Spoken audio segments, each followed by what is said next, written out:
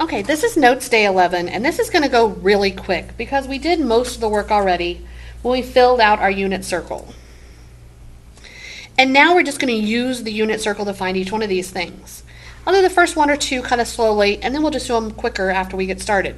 That's the whole point of the unit circle, to make these kind of problems super quick.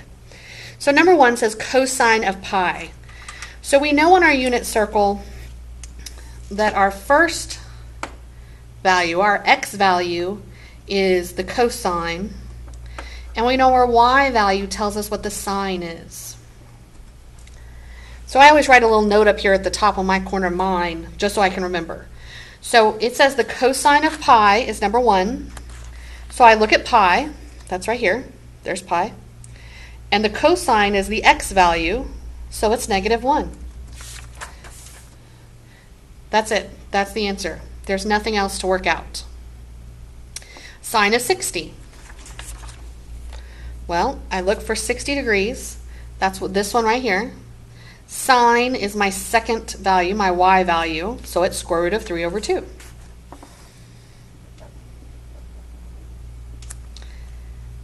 Tangent of 2 pi over 3. Here's 2 pi over 3. Tangent. Well, we talked about that tangent is y over x because it's the same as sine over cosine. So it's going to be sine over cosine. So I'm going to work that out the first time for you and show you how this works every time. Square root of 3 over 2 over -1/2. That's what I got from my picture. But when I divide fractions, remember that this is the same thing.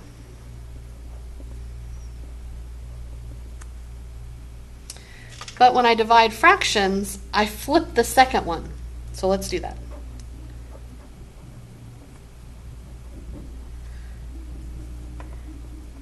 Now what we've learned is that this 2 and that 2, they're going to cancel out,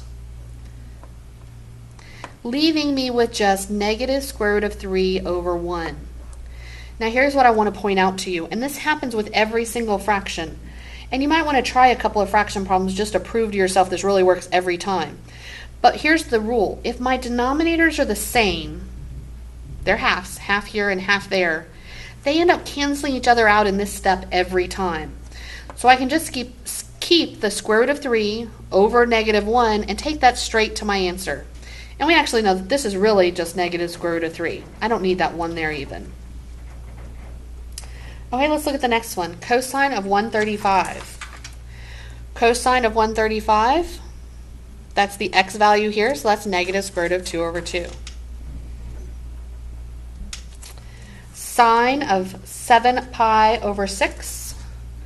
Sine is the y value, so that's -1/2.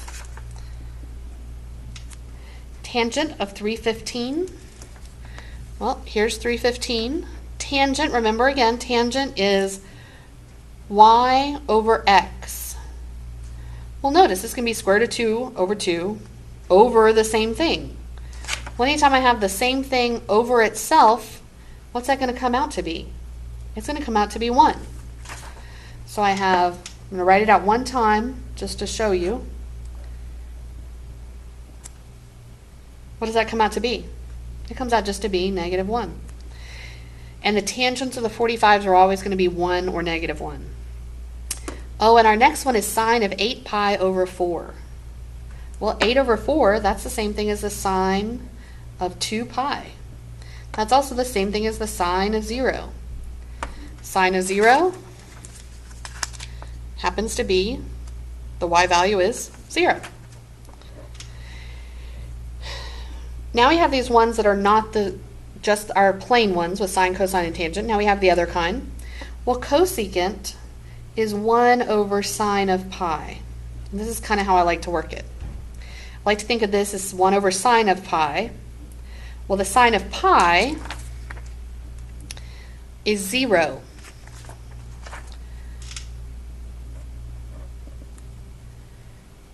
And can I divide by 0?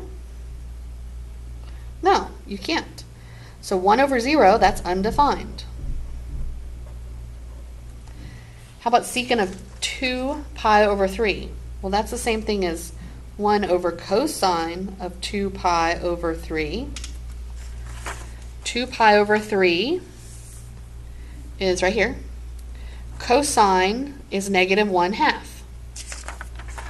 So 1 over negative 1/2. Again, the first time I'll show you this worked out as like fractions. This is the same thing as this. And when I divide fractions, I flip the second one. So my answer is just negative 2. But does this make sense? If secant is the inverse of cosine, and cosine is negative 1/2, what's the reciprocal of negative 1/2? Well, it's negative 2. Okay, cosecant of 270, that's the same thing as 1 over sine of 270. And 270, the sine is negative 1. So what's 1 over negative 1? Just negative 1. Number 11. Okay, cotangent of 3 pi over 4. Well, 3 pi over 4 is right here. And it's going to be 1 over tangent. Write that down.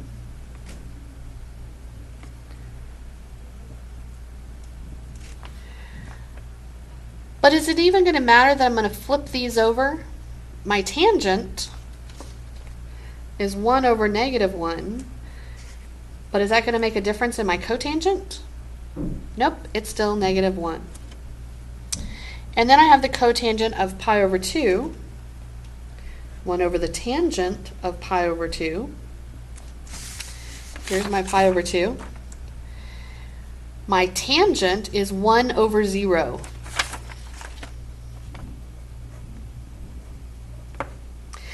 Which the tangent would be undefined. But does that mean that the cotangent is also undefined?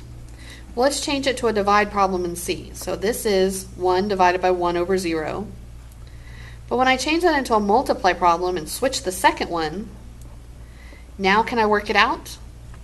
Yes, that's just 0. So even though the tangent was undefined, my cotangent is defined and it's 0. Just to think about it. If the tangent is undefined, will the cotangent always be 0? And will the opposite be true? If the tangent is 0, will the cotangent always be undefined?